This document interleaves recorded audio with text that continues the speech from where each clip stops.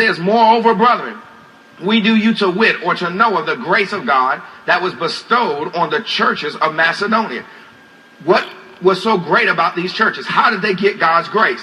How in a great trial of affliction, the abundance of their joy and their deep poverty abounded to the riches of their liberality. In other words, watch this. Because they made a commitment to God, His grace was bestowed on them. And so even though they were in the midst of a trial, they had joy. Where did the joy come from? The joy came from the fact that they were committed to God to do what He said, to do what He was asking them to do. And even though they had deep poverty and trials of affliction, it was able to abound to the riches of their liberality or generosity. For to their power I bear record, yea, and beyond their power, they were willing of themselves. And they took up praying with much entreaty that we would receive the gift and take upon us the fellowship of ministering to the saints. Now watch this. They just made a commitment that we're going to minister to the saints. And God gave them the power to minister to the saints.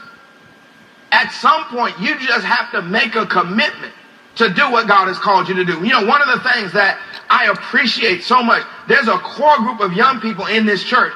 They are, when they hear the teaching, they are just taking it, receiving it, and living it. They're not asking questions. They're not back and forth. They're just saying, if that's what God's will is for my life, then I'm going to do it. And you can see the great grace of God on their life. They're getting their peers saying, their family members saying, young men are becoming fathers to their children. Young women are becoming better parents to their children. They just made a decision that if this is the will of God for me, then I'm going to do what God said. And it's a wonderful thing to see the grace of God, the power of God helping them to get it done. If you purpose it in your heart, God will give you the power to get it done.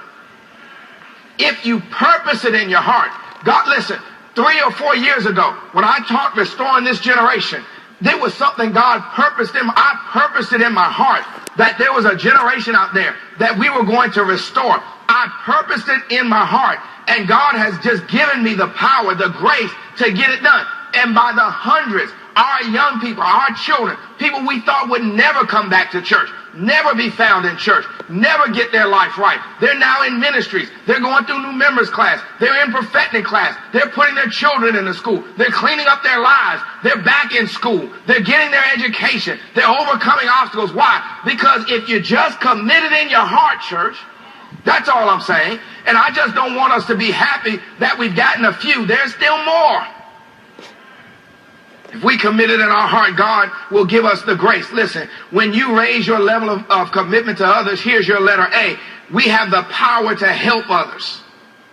We have the power to help others. When your actions are no longer about your own interests, and they're in line with the Word of God and the will of God, grace starts to work in your life. When your actions are not about your own personal interests. Listen, some of us, our marriage will get better if we stop living for the marriage and live for some purpose. Then God can release grace in your marriage. Because now your marriage is doing something for the kingdom. Now all the petty issues won't matter anymore. But you're so busy focused on yourself. But when you start to live, think about this. Think about this, church. How can we be hopeless about what we see in terms of crime and drugs when we as a people have seen the power of grace? Now just listen to me. There was a time, I'm just speaking about people of my hue. There was a time in this country where this was the most powerful country in the world, and it was turned on destroying us, enslaving,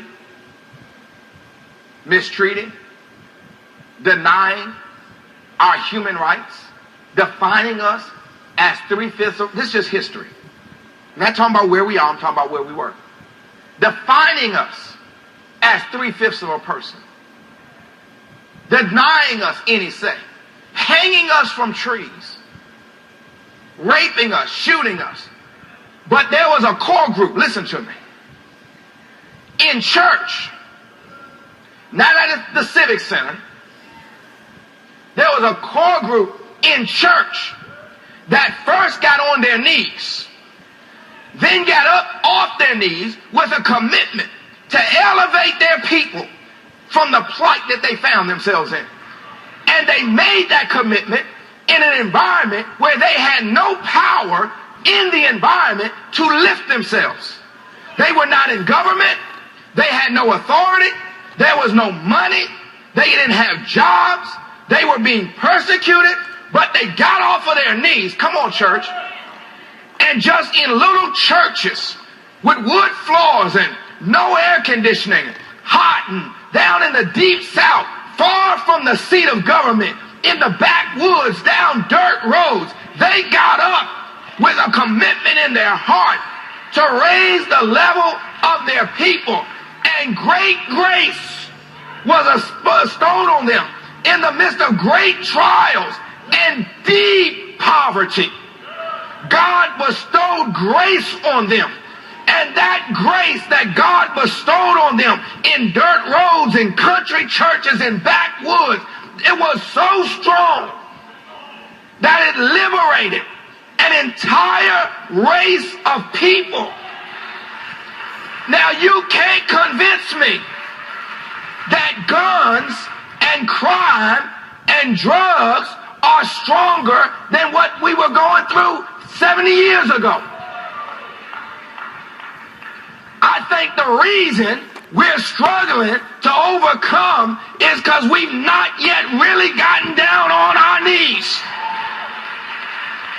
and made a commitment in our heart and then gotten up off our knees and let God's grace give us the power to make it happen.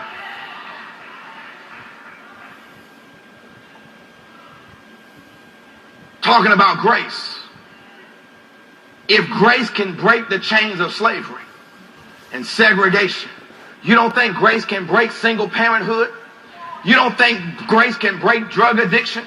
You don't think grace can break? I know that, listen, I don't want to hear any more stuff about, well, things are slanted against us. Doesn't matter. Talking about grace. The church let grace work. We don't have to worry about which way the seesaw is tilted. If the church let grace work, we don't have to worry about which cop is racist and which one is not. If the church let grace work, we don't have to worry about what teacher is teaching and what teacher is not.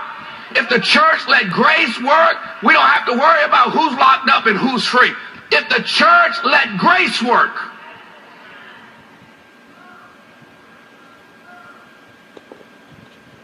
But grace doesn't work until you get committed. Grace doesn't work until you get serious. Listen, I hear you, but I got some deficits and I got some deficiencies, and I don't really listen. Grace covers the deficiencies. If I let people define me by my deficiencies, I wouldn't be standing here. They said I wasn't smart enough, I wasn't bright enough, I didn't think the right way, couldn't read well enough, couldn't talk well enough, couldn't do anything well enough. But grace covers my deficiencies.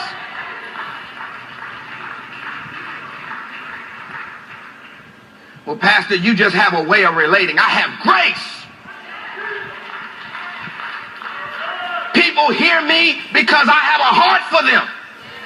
Not because I know the latest slang, the latest term, the latest way. I don't dress like the street, don't talk like the street, don't look like the street, never really been in the street, but I got a heart. And I've made a commitment. And I'm tired of what's happening. And it's personal to me. And I've gotten up off my knees. And I've got the grace of God. And I just need a congregation who go down first and then get up with some grace.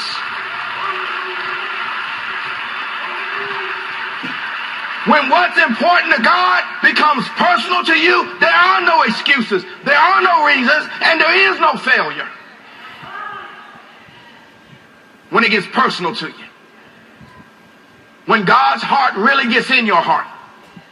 When you cry over somebody you don't know because they don't know Jesus, you start asking God for grace to help you. Don't tell me he won't give you what you need to get the job done. When we raise our level of commitment to others, let her be, we can bless others despite the challenges we face.